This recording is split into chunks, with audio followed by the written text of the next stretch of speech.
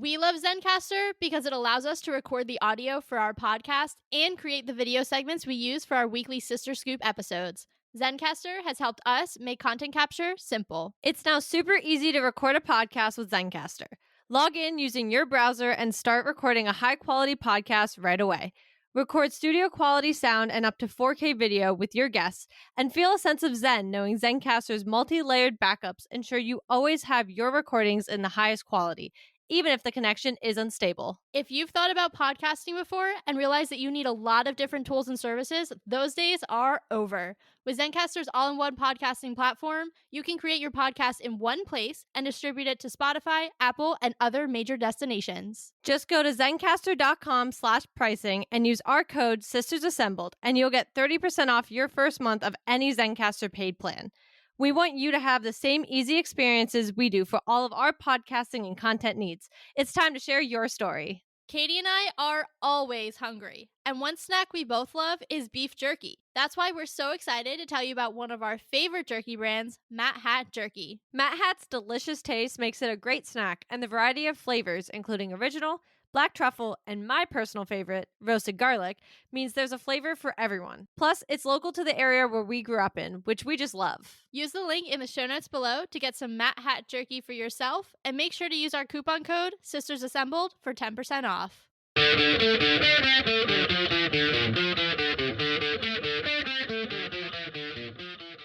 Hello and welcome to Sisters Assembled, your home for all things MCU.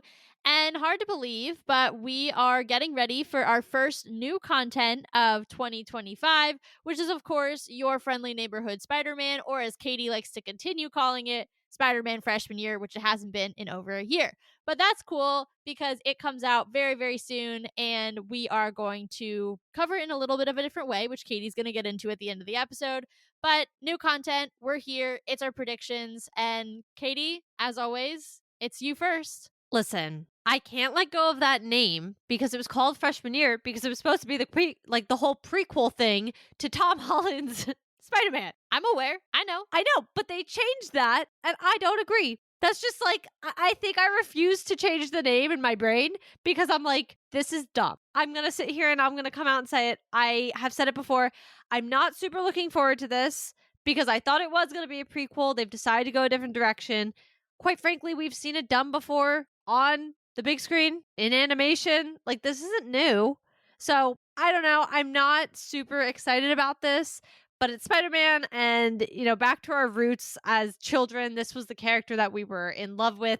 So I don't mind getting content, but I'm not like, yay, another animated Spider-Man show when you could just bring back the one from the 90s. Okay, that last sentence, though, just period, the end. That's the end of the episode. No, literally. That was our prediction, guys. That's it. We are really just campaigning here for the 90s Spider-Man show, and and did they not say they might reboot that anyway when they did X-Men 97? So I'm like, then why are we doing this? Yeah, I mean, look, I will say if you guys listen to our end of year review 2025 preview episode, y'all know I got on my soapbox and I talked for probably 5 to 10 minutes about how I really didn't care about this show. I still don't really care about this show. I will say, though, as I've been watching the trailer and reading about what it's going to be, it has made me more excited simply because it is going to be such a wild and bizarre take on Spider-Man. And, Katie talked about this, but it's not going to be Tom's Spider-Man. And I actually think I am okay with that. I love Tom. I love Tom as Peter. I love Tom as Spider-Man. He's great. So this is nothing against him or his character or that development at all. But I will say, I was really annoyed to be he's getting this prequel series that's in animation showing us what they intentionally did not show us in live action because we've all seen it already, to your point. But what I thought was interesting is now that we're going in a completely different universe, it is going to allow for a very different story to be told. I mean, as we know, it's going to be Norman Osborn who's going to be his mentor. Doctor Strange is going to be in it. Chameleon, who we just saw in the Craven the Hunter show, is going to be in this show. Nico Minoru, I don't know. I'm so sorry. I'm definitely butchering that character's name. But she's one of the Runaways who actually had a show on Hulu that I'll eventually probably watch just to see what it looked like. But there are just going to be some different characters that I think are going to be involved in this that would not probably have been in anything freshman year related to Tom, because it's so locked in, right? If it was going to be Spider-Man freshman year, it would have to get us, we would know how it was going to end because it would have to get us essentially to what we saw. And I think this just is going to open up opportunities. And so that's why I'm like, all right, I can get behind this. I'm not super excited for it, but I'm definitely more excited than I was, a few weeks ago. I think those are all really fair points. I do agree that it will be nice to kind of see things because I think we've talked about this in general with a lot of the animation. You can do things you can't do in live action. You don't have people who you have to give $1 million contracts to. You don't have scheduling conflicts. You don't have the same amount of just production level that goes into it than you do with, and obviously, animation is a completely different rodeo. And I know that. But I mean, you're not sitting there in front of a bunch of green screens and all that stuff, and you're directing constantly, and it could take, who knows? Look at how long Infinity War and Endgame together were. Like, it could just take a lot. Also, some things are just not as feasible. It's not as easy. So I do think animation makes that more simple. You can do more within it. Look at X-Men 97. Imagine trying to do that. I'll talk about it 17 times this episode, but imagine trying to do that on a live action platform. Yeah. Wow, that would be hard. Yeah. I'm not saying they can't. It's 2025, but that would be insane to do. And instead, they did it in one season. Like, that'll happen in a one season show. So, in that respect, I agree. I think there are going to be some interesting things. I just think the problem for me, and again, this is not to sound like I'm complaining about Spider-Man as a whole, because I love Spider-Man. We've had a lot of Spider-Man in the 23 years of my life. Yeah. Yeah, we have. And I personally think that's where I get stuck because I'm like, listen, I grew up on the 90s show. Then we had Toby's. Then we had Andrews. Then literally right behind Andrews, we had Tom's. Because, like, guys, there were solidly, 2 years 2 in between years. those? Like, Yeah. I don't think anybody realizes how closely those two actually took place. They were actively putting out Amazing Spider-Man 2 while Tom Holland was getting cast and suited and starting probably his screen test for Spider-Man for Civil War. So that is kind of crazy. But then we have Tom's come out. We've already had Miles in the Spider-Verse. Like, we have a lot of content for Spider-Man, and that's not necessarily a bad thing, but I want to care more, and I'm struggling to, because there's a lot of characters I'd love to see a show about, even if it is animation, and I just don't know if this is it. Yeah. No, that's, again, like, I think it comes back to what we were saying in the preview episode is like, we didn't need this, we didn't ask for it, and we don't necessarily want it. Like, I'm just trying to go in and be like, all right, we got new content. That's great. Am I going to be super invested? The odds are super low that that's going to happen. I'm not going to lie. I'll watch it. I'll probably enjoy it. I'll do our social reactions and it'll be great. But am I going to sit there and be like, it's Wednesday, time for your friendly neighborhood Spider-Man, the same way I'm going to be like, it's Tuesday, time to watch Daredevil? Like, no, that's not going to be the experience that we're going to have here. Yeah, I agree. But let's put that all aside and do some housekeeping first and foremost. So, as of literally like an hour before we're recording this episode, it has been announced that there are no longer going to be weekly drops for this, but instead it's going to be a 4-week event, and all those 10 episodes are going to be smushed together. So Wednesday, January 29th, the debut is going to be episodes 1 and 2. That has not changed. But now Wednesday, February 5th is going to be episodes 3, 4, and 5. Wednesday, February 12th is going to be episodes 7 and 8. And then we'll wrap up on Wednesday, February 19th with episodes 9 and 10. So we are no longer doing a whole, it would have been 9 weeks of the show. It's now condensed into 4 weeks. Pretty much almost all. It starts in January with one week exception, but most of February will have the drops. Also, another housekeeping note. There is talk and already like solidified pieces of information telling us there's a season 2 already coming for this show. Believe it or not.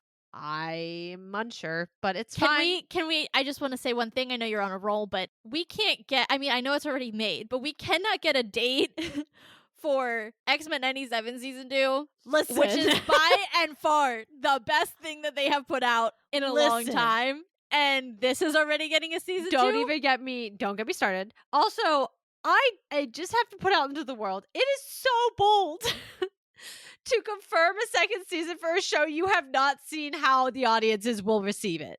Now, I'm not negating that this show could be great and we could walk out of it being like, "You know what? We underestimated it. Yeah, and you know, screw the past us that sat there and said, you know, oh, we're not excited and blah blah blah. That could happen. And we might be like, yes, I cannot wait for season 2. But it is just in general a very bold take to sit there and be like, I'm going to green light a season 2 when you don't know if the fans are going to receive it well. I mean, X-Men 97, whether it was going to be as amazing as it was or not, your audience was going to turn out strong. You were continuing an animated show from the 90s. And so you had the nostalgia, and you also have the people that just, we've been over this, the mutant fans in general, the X-Men fans in general that were going to show up.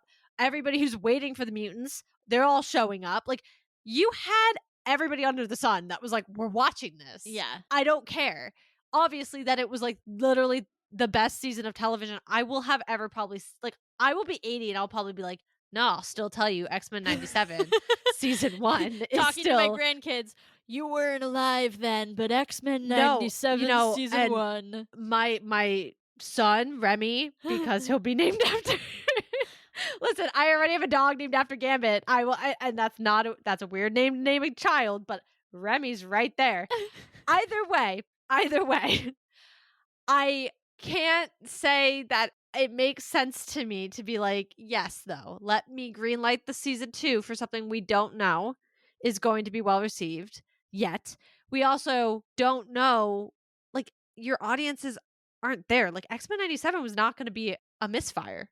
You had people watching it. I don't think you have that same hoopla here. Like, you guys didn't post about this thing until 2 weeks ago. I also think it says a lot that they changed the schedule to be what it is because they knew that it wasn't going to, like, to me, that says we don't think it can sustain conversation for 9 weeks. It's not just that. To me, it reads the second that we have Captain America come out, nobody's going to care. Yeah. Yeah.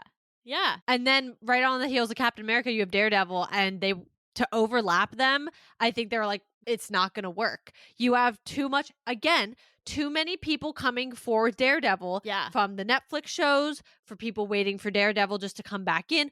All of these people who are waiting for this show, am I going to care the same about this Spider-Man animated show? No. Like, I want to watch Charlie Cox. Yeah. Like, that's just a fact.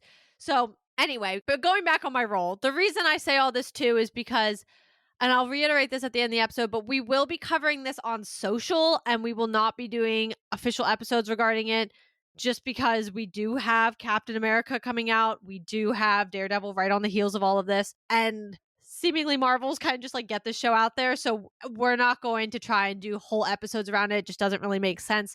So we will be doing it very similar to how we did What If. We'll have our respective reactions to those weeks or whatever week's episodes come out, and they'll go up on our socials and you'll be able to watch all of those.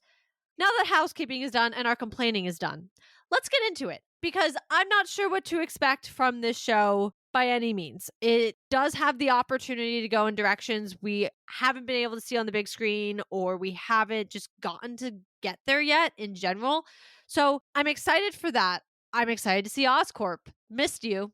That I do. I miss that era. Like, that was something I really enjoyed about, especially Andrews. Like, we saw that stuff. I'd like to go back to it. That's like a root to me of Spider-Man. And so I'm excited to see that. And maybe we'll have a goblin show up. You don't know. That's always a possibility. I am excited for those opportunities. Yeah, no, I cannot second that enough. I think one thing that I will be sad, as much as I love Tom's take on the character and the MCU version, and the fact that he has these connections that neither Toby nor Andrew's versions got to have, as much as that's great, because the MCU doesn't want to rehash a lot of the storylines that those two guys did, or even if either one of them did them. And now on the back of No Way Home, we're never going to get Tom having the iconic Harry Osborn, Norman Osborn, Green Goblin storyline.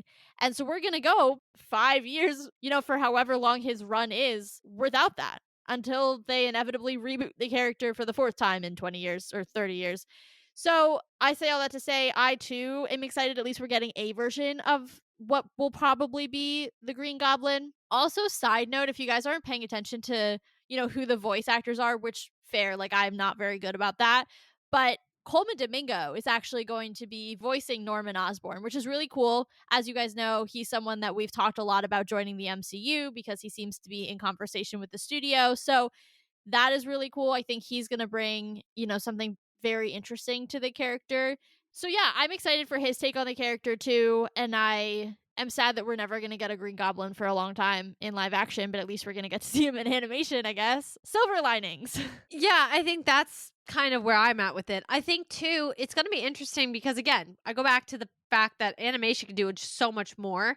So that being said, I'm very intrigued as well about where the storyline really seems to go. It appears we'll get another origin story for the 17th million time.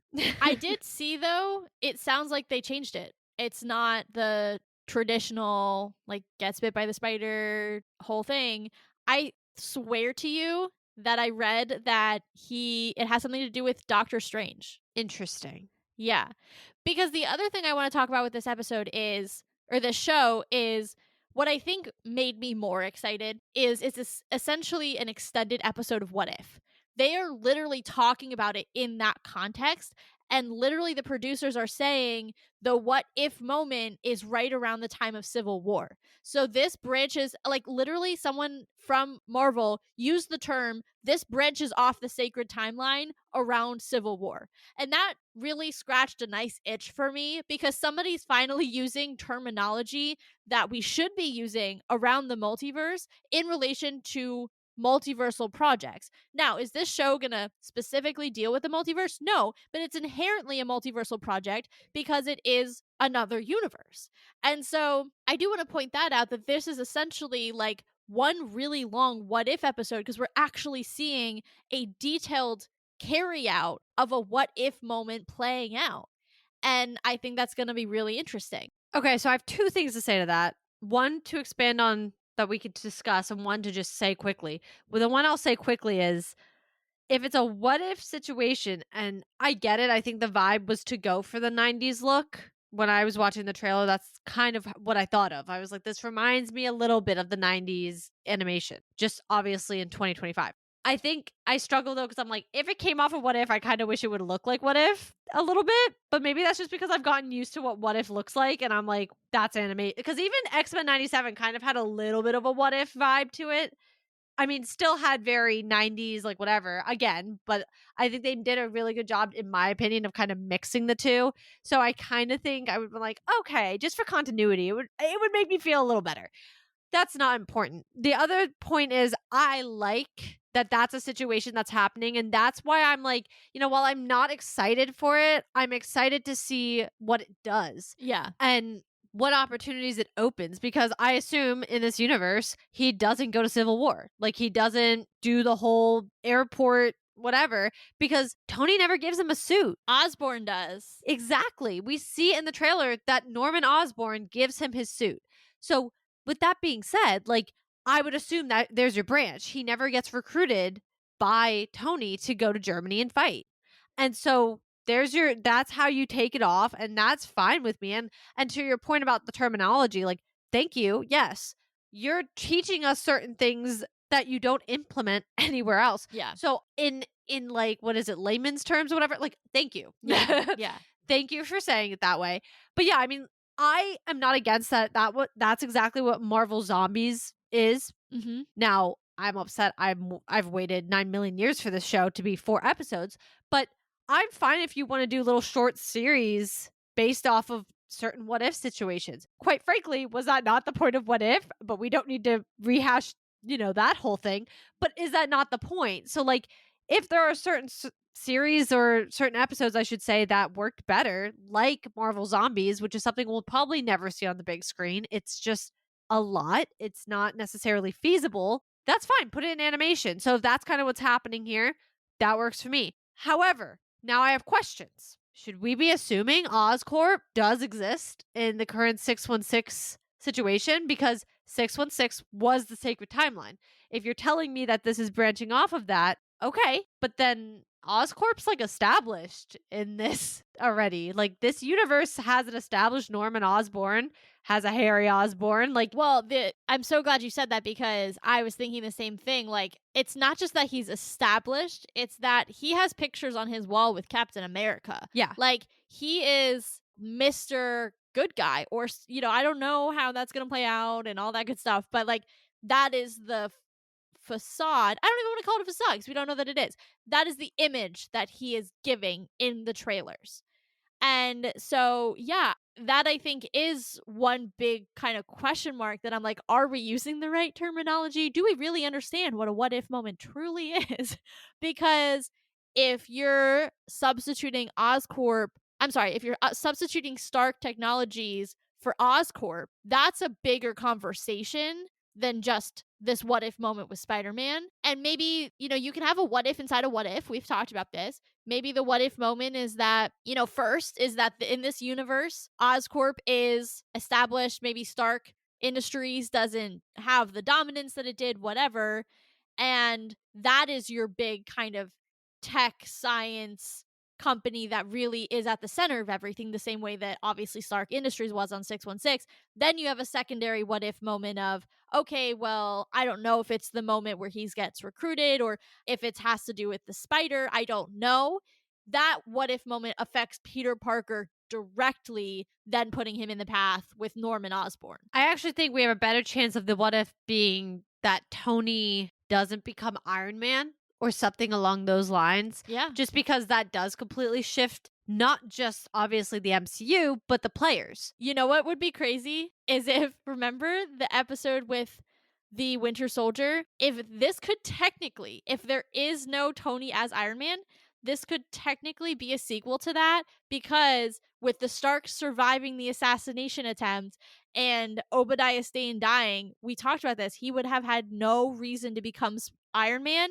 And so they in theory could actually be a sequel to that what if episode. Yeah, I mean, I think there's actually a couple over the time period that I think could play into this. Although they do show Tony, never mind. They show Tony as Iron Man in that shot that made us angry. Oh, yeah, because that was the big plot hole because I was like, that doesn't make sense. Yeah. Yes. Never mind. Well, there are episodes though, and I think it's from season 1 that I do think that things that get changed create like we would be like, okay, so Iron Man wouldn't have happened or whatever. Like, but and that's if we're going off what if. Like, I mean, we could just be loosely saying what if. Yeah. You know, and it could have been one of the countless other universes that maybe we would have rather seen except the entirety of season 3. Whew. Anyway, listen. I mean, my thing too is if Tony doesn't become Iron Man or maybe the what if happens way earlier and it's the fact that like Howard goes down a different route. I mean, it could be the whole thing with like, look at what Howard did with Agatha in Agatha's episode. Mm-hmm. Yeah, he was like supposedly doing all this other stuff that he was doing, but like he's on the side quest in Hollywood. Say he stays on that route, like we never need to see Tony really ever. Stark Industries never needs to really take off, and that opens the playing field. Yeah. Obviously, Oscorp is not the same as Stark Industries, but you need to have a tycoon somewhere, right? Like, you got to have a big player somewhere. And I don't think we ever, beyond Spider-Man being as complicated as Spider-Man is because of Sony and everything, I'm not sure we ever would have had a Stark Industries and an Oscorp. I just don't think there's enough room for it in the MCU, in New York, if in the stories they're telling. I mean, we already complain that we're like, I don't understand how some of these heroes can exist in New York and then the aliens are invading, but they're just not there. I don't follow. And that only gets more frustrating as I'm watching the Defenders universe because I'm like, where were y'all? I don't understand. And the fact that they can't reference it by name because it's Netflix and they just keep calling it The Incident. Every time I heard The Incident, I was like cringing. Or like the big green guy. Yeah. I'm like, oh my God. Yeah. I was like, oh yeah. no. But that's what I mean. And that's not even taking into consideration the characters that we've done and been introduced to in the MCU that you're like, okay, what? Yeah. But again, that could be its own discussion. I think because of that, I would have to say it'd make more sense for Tony to just like never exist as Iron Man at all. And that becomes how you simplify why Oscorp exists, because I just don't know if it would ever make sense to have Tony being Iron Man or even Stark Industries being as pivotal in the world and in New York as it is, and also has have Oscorp there. I just don't know that would work. So I definitely think this what if situation happens way earlier than anticipated. Yeah. And so it's super interesting, and I think it's possible the producers are trying to, throw us off the scent, or like I said, I think it could be a compound what if. Starts with the company and the families behind that, and then moves on to be a what if around Peter Parker. So that's another possibility. I mean, moving into the actual show itself, I think it's really hard to say what will actually happen. As of this recording, there have been no even episode titles released. So we can't even use that. I mean, and then you think about the breadth of characters that are going to be involved. I kind of listed them earlier, but you have Nico Minoru, Chameleon. Obviously, we have Norman Osborn. We have some other really iconic, Spider Man characters, and then some that are maybe less iconic. So there's just going to be Doctor Strange. There's going to be a really, Venom is in this show, which is going to be super interesting. Also, is that Liz? I don't know. It looked like it could have been Liz. I don't know. And I was like, weird. That's a weird person to have brought back. Like, I don't. Well, that means you have the Vulture then too. Theoretically. Yeah. But we don't know. Did the Battle of New York happen? Nobody really is starting to know. That's the thing, is like, that's where I'm excited, but that's where I'm confused. If you're branching off the sacred timeline, I'm going to need details. Yeah, agreed. But I think that's also goes back to what I was saying. Like, it's so hard to say, like, this is what we think is going to happen in the show, because the trailer doesn't really show a lot other than him, like, being Spider Man and, like, being Peter Parker and, like, being super awkward as Peter Parker. Cool. But, then you look at the list of characters and you're like, I'm assuming he's going to fight maybe one baddie an episode. Are we going to see, I know articles were talking about the arc of Norman into Green Goblin. Probably that could go into season 2. So there's some things that we can pinpoint, but at the end of the day, it's like Spider-Man off the rails edition. And so even some of the strong beats of a Spider-Man storyline that you're like, with the exception of Tom, I know that Spider-Man has X, or this is an iconic Spider-Man storyline.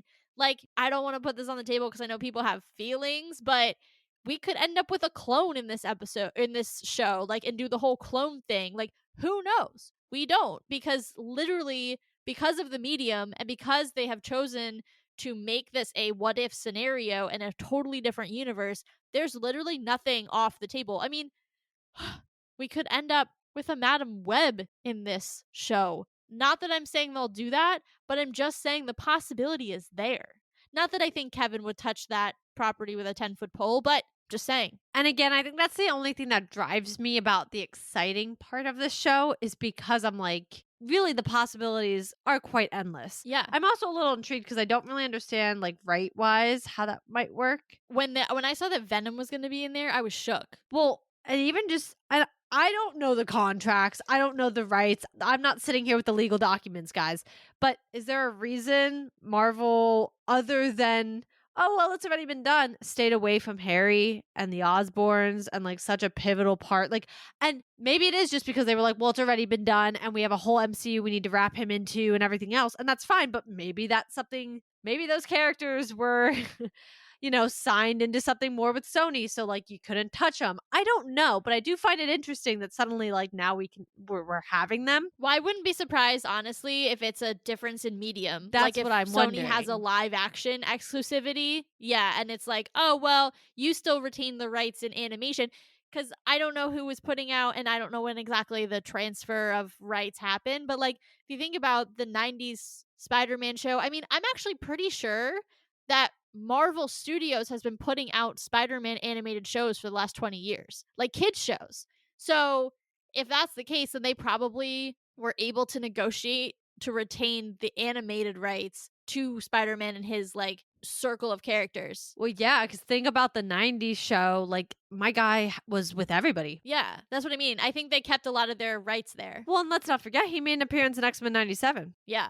Yeah. So, I don't know, and to your point, it could be more of the medium. But that's kind of weird because, like, Miles, we have Into the Spider-Verse, which has like 17 But million I don't thousand. think he was created until after the deal was in place. I'm not talking about Miles though. I'm talking about every other Spider-Man that exists. Because remember, Miles is like an outlier. Yeah, but I'm pretty sure those films are done like in conjunction with Marvel Studios. Like I'm pretty sure Kevin's involved in those. Well, either way, I am excited for the opportunities and kind of the ability to play with some of these other characters For that sure. we haven't gotten a touch in the MCU, which makes me sad. I think Marvel could have had a really cool way of doing some of this, but they didn't want to touch it again. I get it, but like I'd like to have seen it done regardless.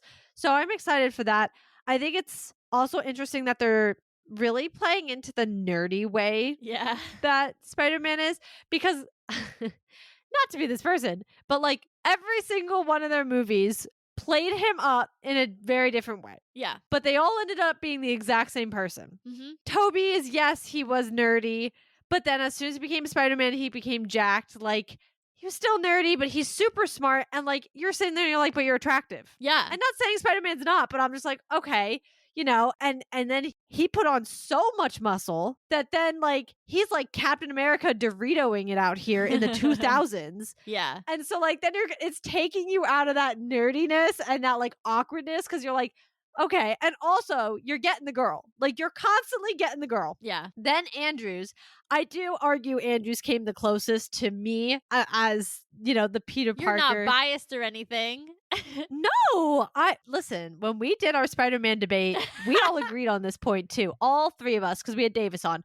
So you can't even say that. We could pull up the receipts. We could go back to that episode.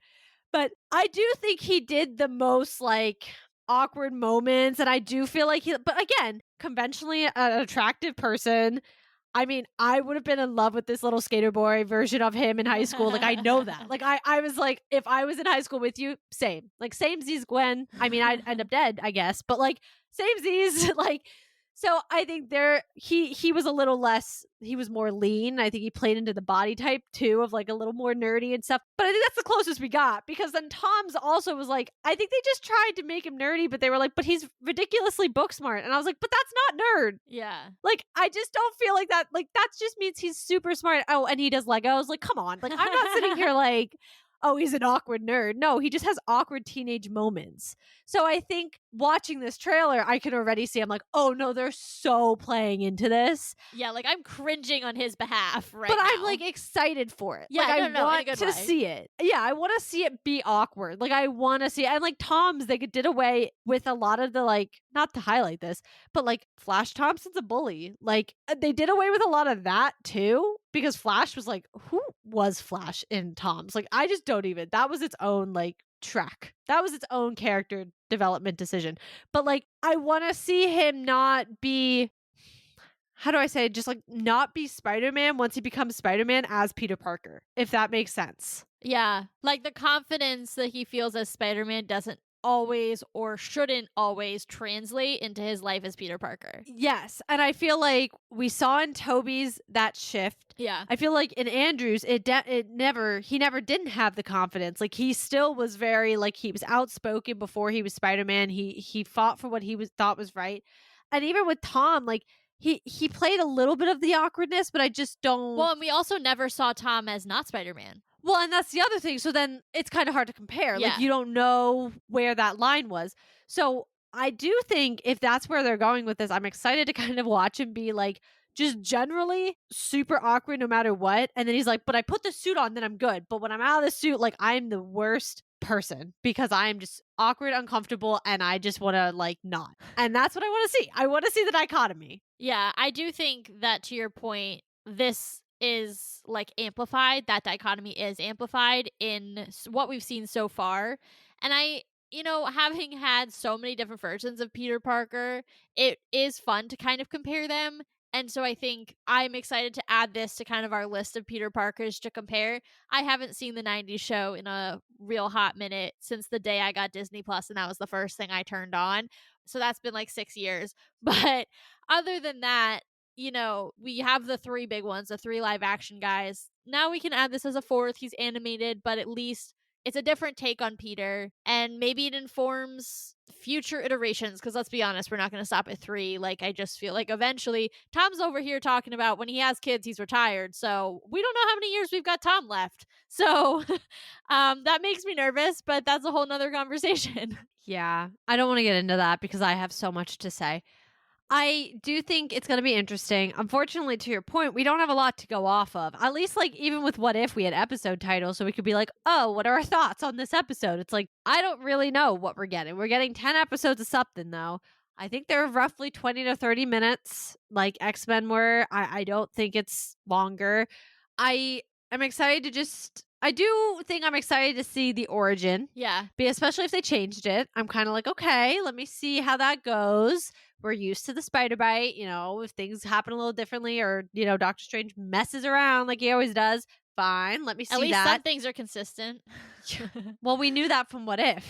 Yeah. Yeah. Every Yeah. universe. And MOM. Uh-huh. So, but yeah, I mean, I think that's stuff I'm excited about. And like I said, I'm just so excited to see Oscorp. Yeah. I really, really am. It makes my heart happy to have us going back to something, to me, that's just like such a pivotal part of this character. I mean, it's the versions we grew up with. It's what we're used to. I'm sure if that's Liz or it's not, I don't know. It seemed like Liz when she approached him, but there's a love interest already. Like, I'm excited for those things. And maybe the show could end up being like one of my favorite things ever.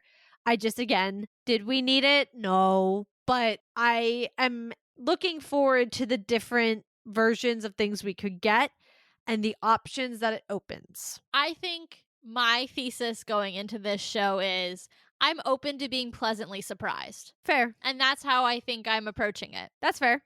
I think I'm riding the same boat. I would hope that this is going to be, I was about to lie right on this mic because I was going to be like, because everything in animation so far. And then I was like, What we if? just had What If season 2 or 3. Well, 2 was also not it. So like, I don't want to lie right now, but like, I don't know. I feel that there's been some really solid storytelling. And I mean, again, I'm not going to take away from X-Men 97. That was impeccable. Yeah. So if we're anywhere in the same realm as that, I think that makes me feel happy, even if the show is not something I wanted or felt we needed. That's okay. And in whatever ways it ends up maybe playing into the bigger MCU one day, that's cool too. I like a good connection. I think that's kind of my other thing is I'm like, if it's not going to connect, that's fine. But also, you have a connected universe, so why are we doing it if it's not going to connect? Yeah. So I think there's a little bit of that going on too. No, that's definitely a fair statement. Y'all know I am like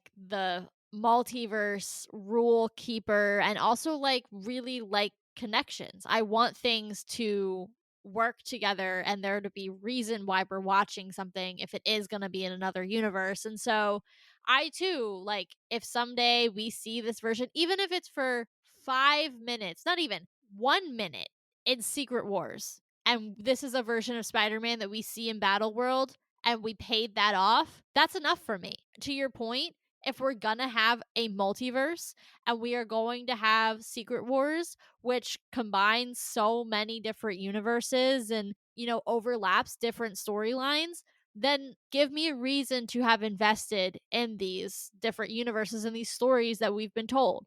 And I think that would be honestly such a huge win for me if we got to see him in live action for literally like 30 seconds to a minute, just to be like, I know you and I know your story. And it's really cool that you're out here talking to my guy, Tom Holland. That's pretty awesome. Yeah, I agree, especially because they took away the fact that this was a prequel. Yeah. I think when it was filling in a gap, I didn't care. Now that it's no longer filling in a gap, I would like to see it play out a little bit bigger.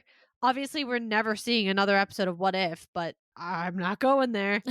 So we're not going to ever get the chance to see something possibly pay out there. I think that maybe X-Men 97, but this wasn't the version of Peter we saw. Yeah. So I do think maybe if we do get a weird random live action moment or something, because even animation wise, like what we have Eyes of Wakanda, that's not going to be. No, that's set way before this too. Like even if it wasn't in 616, it's like it's a prequel to Wakanda as we know it. Well, and that's what I'm saying though. Like at least too, if this had been like that, like I'm like I didn't ask for the show. I'm not like super excited about it, but I'll be intrigued to watch it because it's filling in blanks that maybe I didn't necessarily have those blanks, but it's filling them in and it'll give me more context at the end of the day. This one's not so much. So yeah, I mean, like if it's something like Secret Wars, or even if Sony, because if Sony is still connected, pulls it into Miles and it That's what I has was it, gonna say. yeah, Yeah. like, and he's a background, because like think about when we were in that, I don't even remember what it's called, but where all the Spider-Man were. Spider Society. Yeah, and like people were pointing out versions of the different Spider-Man that like do exist in some of those other animated shows and stuff. So Even like, within the games, though they brought them in from the games right. So too. like Yeah. even if you're gonna do something like that, like give me a second to kind of have a little payoff somewhere and just be like, oh, that's cool. We know him. Yeah, And because we that love a would good make me Easter happy. egg. Yeah. Yeah. I don't need like him brought into the whole, like, no, I don't need all of that. But something a little more fun to just be like, okay, cool. Continuity brought together. I feel good. Awesome. Yeah. No, 100%. I'm definitely there with you and agree. I mean, correct me if I'm wrong, Kate, but I feel like this is really it for predictions because we really don't know a lot and there's literally limitless possibilities. I fear calling this predictions is misleading I because know. what can one predict when you have a single trailer? Maybe we'll title it Your Friendly Neighborhood Spider-Man Preview. Yeah. All right, guys, we just came up with a new terminology for an episode. So this is a new moment, an exciting moment in Sisters Assembled history. But this is it for our Your Friendly Neighborhood Spider-Man preview episode. And Katie's gonna lay it out again how we're gonna cover this and all the different things that are coming up because we've got a busy few months coming up.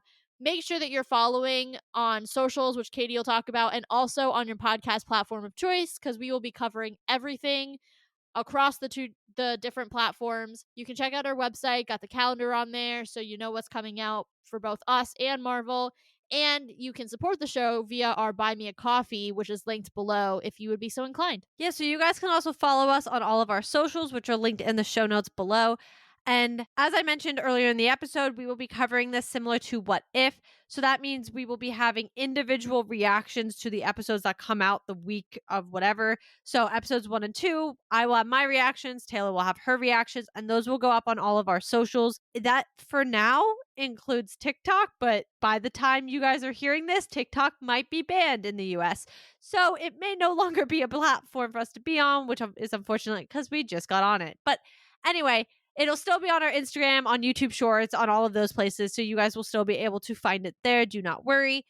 And we are going to have an episode after this next week, but we don't know what it is yet because after that we go right into Captain America, believe it or not.